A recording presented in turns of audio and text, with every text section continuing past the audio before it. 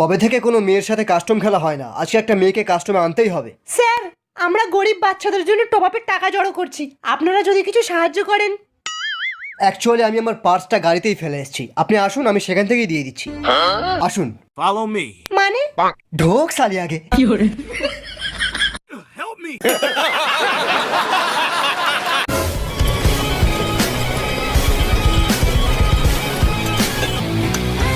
ওই কে রে তুই?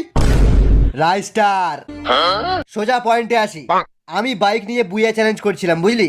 তোর টিমমেট গুলো ওখানে আসছিল, ওখানে এসে আমার বাইকে ধাক্কা মেরে আমার বাইকটা বরবাদ করে দিল। আমি পেছন দিয়ে গুলি মারলাম, সালারা মিশা ক্যারেক্টার লাগিয়েছিল।